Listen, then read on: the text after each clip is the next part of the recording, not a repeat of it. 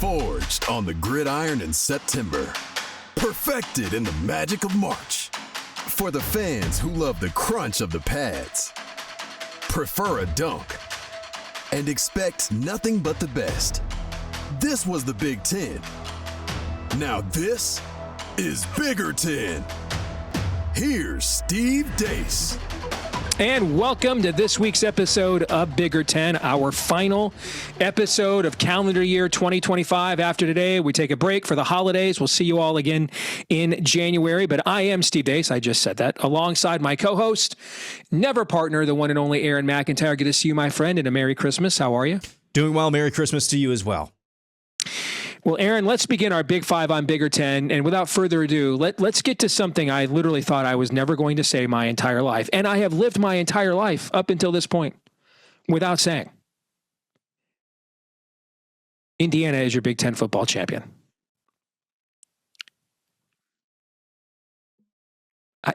I never thought I'd say that, but here we are.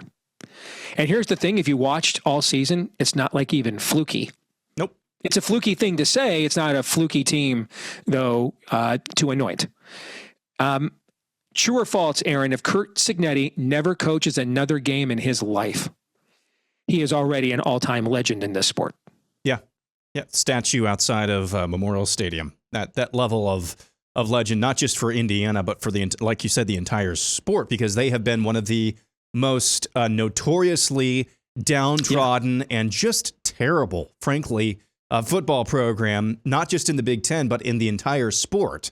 And there they are with the entire sport watching them against the premier team in the league, one of the premier teams in the land, a team that they had lost to, I believe, 30 times in a row dating back to the 80s. Yeah, not since 1988 had they beaten Ohio State. Yeah. And they beat them for the conference crown. That's some incredible stuff. Incredible stuff. And Curt Cignetti, after the game, looked like he could not be more pissed off. Did you see that? He did smile when he was talking to the TV crew and laugh a little bit. But I watched him walk into midfield, and it just looked like he had a bellyache. It was incredible, on brand the whole time. But man, hats off, like you said. It's a fluky thing to say, not a fluky result whatsoever. If you watch them all season.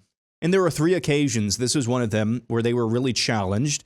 And I guess you could put Oregon in there, so maybe 4 occasions when they were challenged. And dude, every single time they needed their quarterback to step up. And yeah, he's thrown some interceptions. And yeah, some of those interceptions have been a little bit head-scratching. It's not like he's, going out there just throwing lame ducks all over the place. Don't mean to make it sound like that. Every time they've needed a play from their quarterback, they've gotten it this year. Or plays. Yeah. In the case of the Penn State game, they've gotten it from Fernando Mendoza. So overall, just an incredible story. Watching from afar, not as a fan of the program, it has been kind of fun to watch. If you can kind of take your very selfish and envious hat off, it is a really fun story to watch unfold. Before we leave this topic and get to number 2, which will be Mr. Mendoza, just some historical parameters here to put this into further context. When Curt Cignetti arrived, they had the worst win percentage in Power Conference college football history. Indiana did. Indiana had not won a share of the Big Ten championship since 1967. My mom was 9 years old. Indiana had not won a solo Big Ten championship since 1945. And yet here they are, and look at what he has done in 2 years. And yes, the portal has helped, absolutely. But this was not one of the 10 most expensive rosters. It didn't take a bunch of Mark Cuban and John Cougar Mellencamp money and, just SMU 1980s this thing. I mean, so yeah, that did help them, but my point is they're not spending that much more money than Illinois or Iowa are. Mm-mm. And they're spending less than Michigan is. So this guy is also just one hell of a football coach. There's just no other. He's done this in 2 years and with 2 different quarterbacks at the same time. So you can't even say he got lucky with a quarterback and rode this guy a couple of years. It's been 2 different quarterbacks each year. This guy is just, if anything, Aaron, And I said this to our buddy Mark Rogers when I was on his program 2 weeks ago. If anything, we are underrating Curt Cignetti. Yep. This is why when I see or hear fans say, well, let's go out and get our own Curt Cignetti. It's so dumb. It's just dumb. I'll go find my own Kate Upton. If you really believe that that's possible, you're a child. You have a room temperature IQ. They don't grow on trees. They just don't. Well, I mean, coaching trees, whatever. He's the Saban coaching tree. And so I guess the reaction or lack thereof that he had is befitting of somebody who comes from the Saban coaching tree. But in terms of reproducibility of the results on the field, it's just not going to happen. And I don't know. I think Indiana should be studied, or Curt Cignetti should be studied. Lots of these guys were were playing for James Madison a couple of years ago. Yep. So, and then something needs to be studied here. I just don't think it's going to be reproducible. And so Indiana, while you've got him, and for your sakes, again, trying to put off as much of an envious fan as I can, for your sake, enjoy him as long as you've got him, because I hope you've got a good decade, at least decade ahead of you. And who knows what Indiana football could be in the long-term future, but that doesn't matter now. You're Big Ten champions, and you've got a bye in the upcoming college football playoff.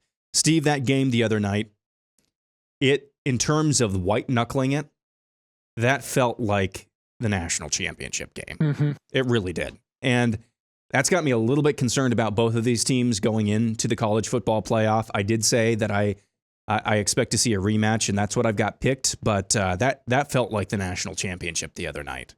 Well, they were 1-2. They're still 1-2 heading into the bracket. And I appreciate the selection committee for just flipping them because there was a lot of people had them. Well, whoever loses that game will go down to 3. I'm glad they just flipped them 1-2 because that's what we saw over the weekend. Those are the top 2 teams in the land. It was funny. My son and I, Noah and I, were just joking the other day. We were down here watching games the opening week of the season. And we're watching Indiana. I think their first game there, I think it was like Old Dominion or somebody. And on the first play, the opponent, they're like 30-point favorites. The opponent gets a deflected pass, and a guy catches it on a full sprint in the secondary and runs 80 yards for a touchdown. And Noah and I looked at each other and said, that's because Indiana's learning already. One play into the year, last year was a fluke, right? That's what we said, right? No, they're even better than they were a year ago. And they're the number 1 team in all of college football, the only undefeated team in all of college football. So you mentioned Mr. Mendoza, Heisman Mendoza. He's the betting favorite to win the Heisman. Right now, him and Diego Pavia at Vanderbilt are 1-2. And his numbers in this game were not great. In fact, in the first half, I even tweeted out, I'm like, this is a little bit like watching Bryce Underwood try to solve this defense. But then in the third quarter, he came alive. And no one has made more clutch throws this year than Mendoza. His numbers against Iowa were meh, made the clutch throw. Numbers against Penn State were meh, made the clutch throw. Numbers against Ohio State were meh, made the clutch throw. And those are how many Heisman moments, how many times was the ball put in his hands with the game on the line. And Aaron, he delivered every single time this season. So is the Heisman Trophy now his to lose on Saturday? What do you think? Will Indiana get its first Heisman winner as well? Yep, I think he wrapped it up. I think before this, and we'll see how many voters actually took the time to watch the Big Ten championship game before casting their vote, because I believe voting was open a little while before the Big Ten championship game actually kicked off. But this is the metric that I used in terms of the rising tide that lifts all boats. Diego, if you want to look at it from that angle, Diego Pavia probably is more deserving in terms of helping the best team in the times when they needed the best help the most. It's no question it's Fernando Mendoza. Just no question. Just all season long, they're on the ropes against Iowa. Made the throw, as you said, on the ropes against Penn State. Made the throw. Loved the play call. Thank goodness. That touchdown pass that he threw against Ohio State. It looked to me like Curt Cignetti was just like, we've just got to give our wide receivers a chance. One of our wide receivers just go up and make a play. Perfect throw. Amazing catch. And they needed it the most there. And then they needed his arm again towards the end of the game to try to ice it away. So in my mind, there's no no question is going to be Fernando Mendoza. All right, next, let's get to our college football bracket picks. Last year, I had Ohio State beating Notre Dame in my bracket. That turned out to be the championship game. So let's start with what we think is going to happen here. And I believe this is my bracket, so I'll begin. Oregon is, I think, going to rest a lot of guys against James Madison in that first round game. And then I think Alabama is going to go on the road. They outgained Oklahoma by 300 plus yards when they played a few weeks ago. They just got killed with turnovers. I like it when teams with great reputations are completely backed into a corner and badmouthed, because it gives them something. When you're Alabama, you rarely get to be the chip on the shoulder team. The last time Alabama got this badmouthed heading into a playoff was in 2017 in the 14 playoff, where they got the fourth and final bid despite having no wins over top 25 opponents. They won the national championship. All right. So I'm going to take Alabama over Oklahoma. I think Ole Miss is going to destroy Tulane. And then I like Miami. I like Miami to go into College Station and beat Texas Tech. I just think they're better on both sides of the line of scrimmage than Texas A&M is. Now we get to the bowl games in the Orange Bowl. I think Oregon takes advantage of a Texas Tech team. This is the opposite of what happened before, where Oregon last year got the long rest after the big year and just started too slow for Ohio State. I think that happens this time to Texas Tech.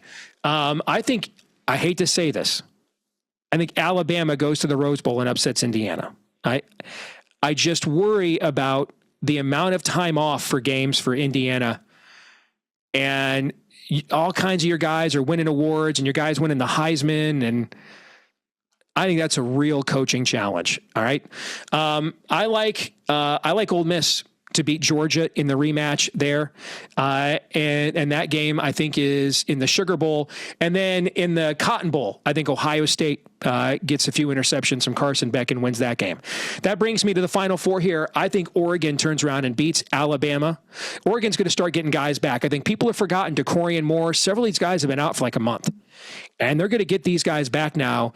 And I think they've got another gear as a team that we have not seen down the stretch when those guys return. So I think they turn around and get Alabama in the Orange Bowl. And then I think Ole Miss, maybe I'm projecting, but man, this reminds me so much of 1989 and Bill Frieder leaving at Michigan and Bo saying, a Michigan man's going to coach Michigan. And Bill Frieder asking to coach the team and Bo refusing, and Lane Kiffin willing to coach the team and the school refusing.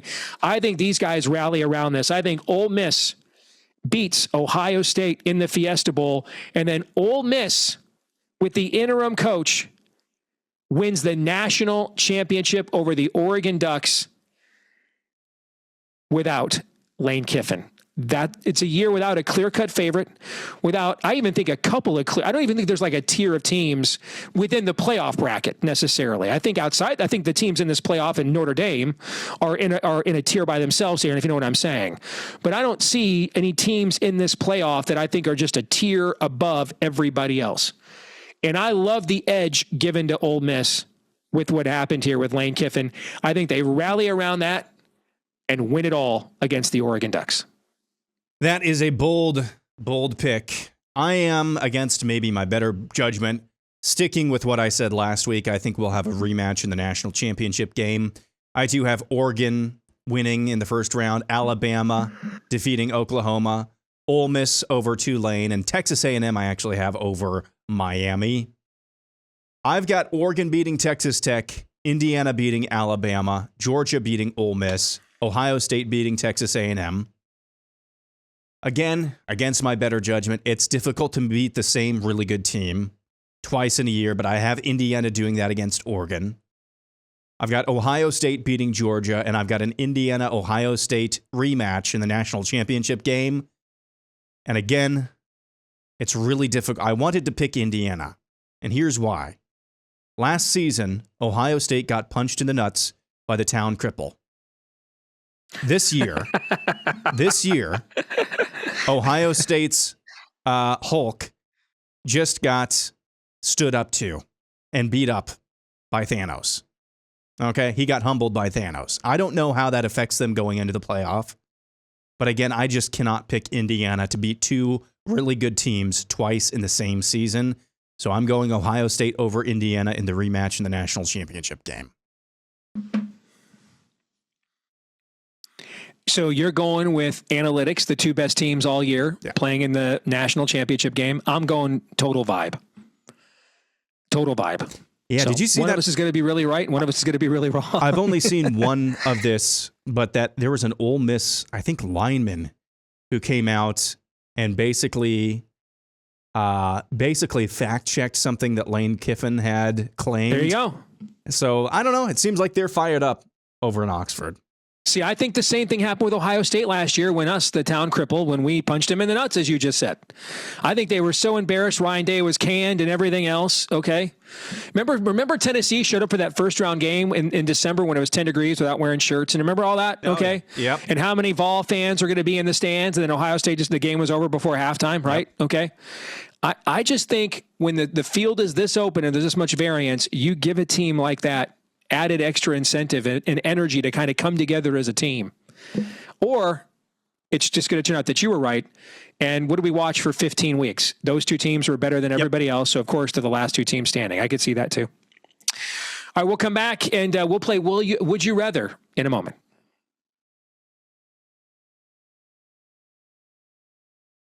All right, Aaron, let's play a little Would You Rather here on Bigger 10.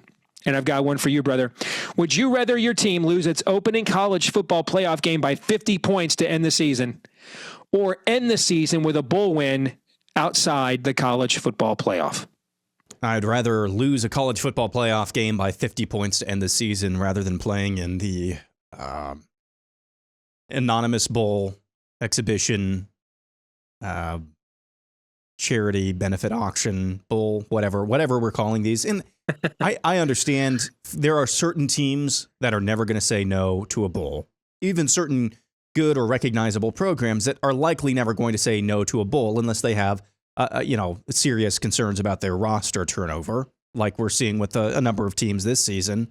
And those are usually the teams and programs with entrenched coaching staffs or new coaching staffs, relatively new coaching staffs, who want to get in those extra practices. But the bowls are, other than the extra practices, in terms of what you remember from the season, they're pretty forgettable, like hanging a banner for the ReliaQuest Bowl, which I'm sure Iowa will do if they win. It's very cringy, but it's just, I would rather make it to the college football playoff. I mean, that signifies that you are one of the 12 best teams in college football. That means something.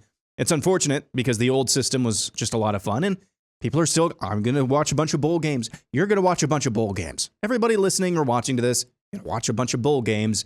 But everybody listening or watching to this, if they are not in the college football playoff, if their team is not in the college football playoff, I guarantee you they would rather be in the college football playoff.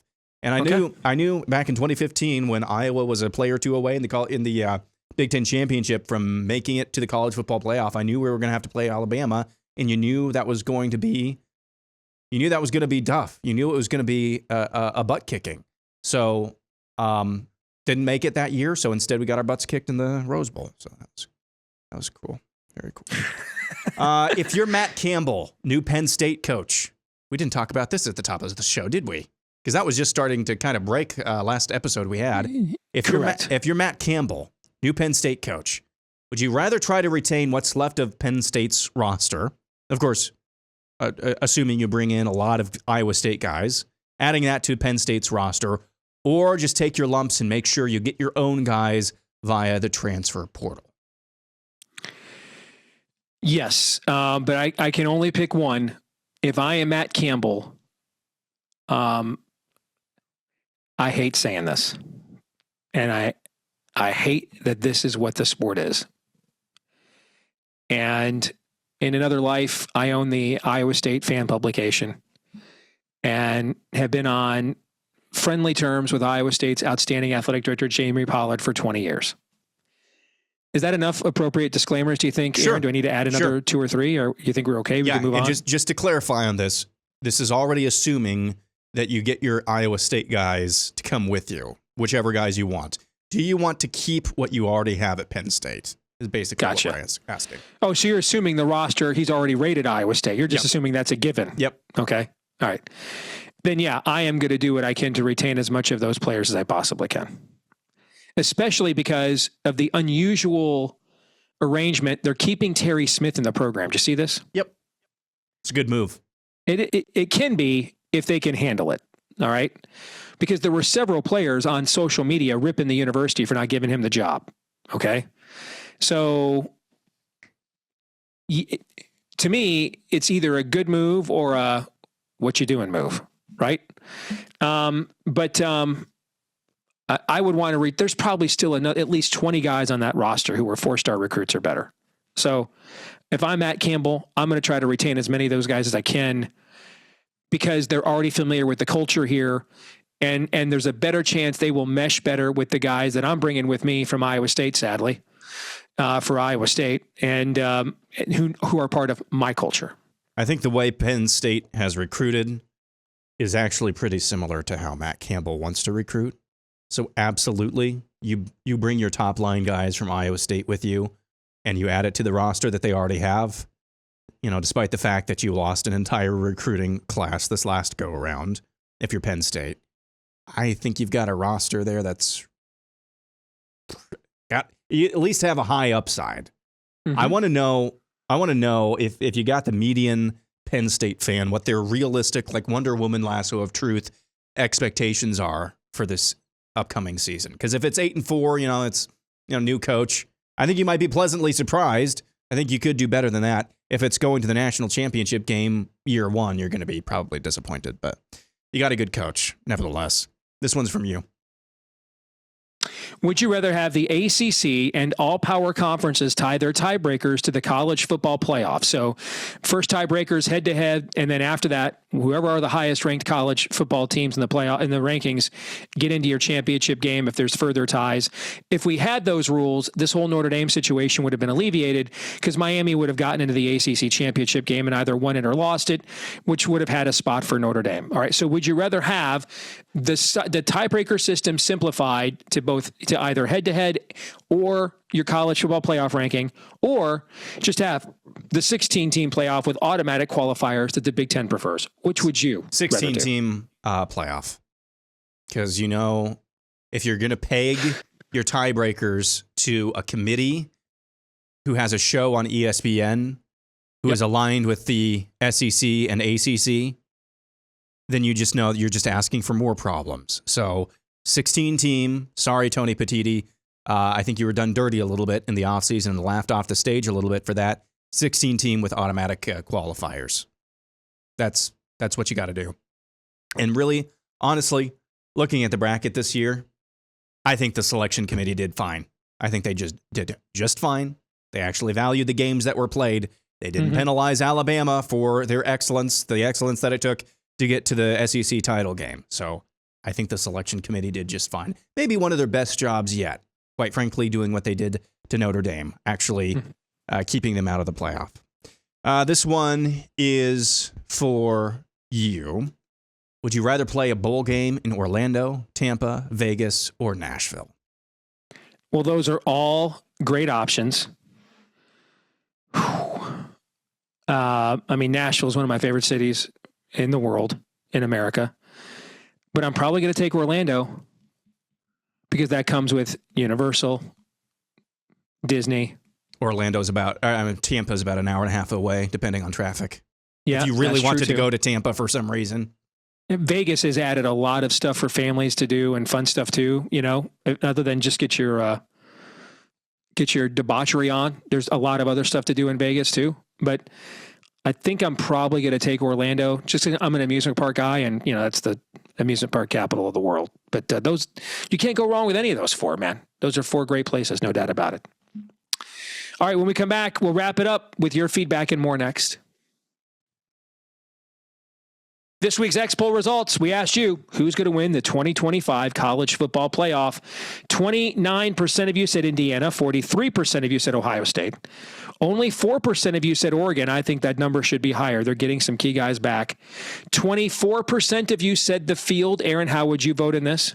I voted for Ohio State, just consistency. I do think it probably should be a little bit overall, maybe Ohio State's and Indiana's numbers should come down a little bit and maybe a little bit more support behind the field. But I can't fault the way the listeners and viewers voted, because that's how I voted as well for Ohio State.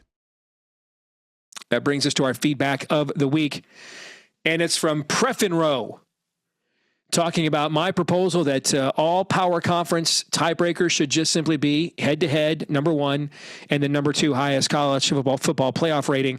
He says instead of worrying about the best tiebreakers, these huge conferences should reduce ties by going back to divisional play with round-robin schedules. Biggest current problems is trying to compare so many teams that end up with similar records because of so few common opponents. All right. So what do you think? Let's say we did a geographical divide in the Big Ten. Yep. All right. And let's say we have, USC, Oregon, Washington, UCLA. Okay. And then most of the old Big Ten West with Nebraska, those teams. Iowa, Minnesota. Yep. Did you do Wisconsin? Yep. And Illinois. That would be 9. Yep. And, or you flop Wisconsin. You already had Wisconsin in there. Okay. Well, and we'd have to figure the whole thing out now, because you'd want to get Illinois and Northwestern and Indiana and Purdue in the same division, so they play every year if you could. Okay.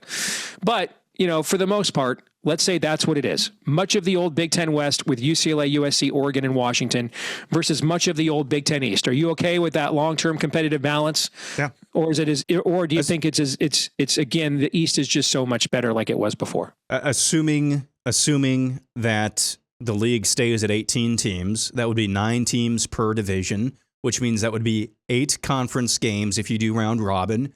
You could keep the 9th conference game by playing the team that finished in your slot in the other division year over year. So it's formulaic like that. Maybe add some parity as well. So after all this time, maybe the divisions weren't a bad idea after all. Because I kind of think, much like in the East, USC, Oregon, Washington, Oregon and Washington most years, at least it should be that like that. They're going to dominate most years with some good middle-class teams in there. You're going to get Ohio State, Michigan, a lot of years Penn State dominating in the East as well. So I do think that's about as balanced as you could ask for. So if we did that this year, the Big Ten championship game would have been Oregon out of the West versus whoever won the Indiana-Ohio State game in the East that did not get played this year. That's who would have been in the Big Ten championship game. Yep. Yeah. Okay. It would be funny if I'm going back to divisions. Gosh. Yeah. What are we going to call it this time? How about, I don't know. Did you see, speaking of, I was going to say something like the private equity versus old way. Did you see Utah just sold their entire program for $500 million bucks? Yeah. Yeah. Just sold their entire program to private equity. I did see that. Yeah. You know what? Now that cherry's been popped. Yep. So everybody's going to line up to break their maiden on that now. Yep. Hold on tight. Yes, absolutely. All right, Aaron, thanks for everything you did all year long, and look forward to a new year with you in January as well. Everybody in the comments, make sure to thank Aaron for all he did to produce each and every one of these episodes all year long. All right? We literally couldn't do it without him. We thank all of you for listening, watching, tuning in. You can leave your comments, your questions, comments, or insults here on YouTube or iTunes, anywhere else that you... We lost Steve. I know what he's going to say. This is Bigger 10. Have a wonderful and Merry Christmas. No going blue. Oh, there he's back. I'm back. Like, rate, subscribe, share. You're pretty close. You just missed a line. Like, rate, share, subscribe, 5-star review. Do all those things to help us grow the channel here. We appreciate them all. We appreciate all of you. We hope all of you have a Merry Christmas and a Happy New Year. We'll see you in January. For Aaron McIntire, I'm Steve Deace. We'll see you then.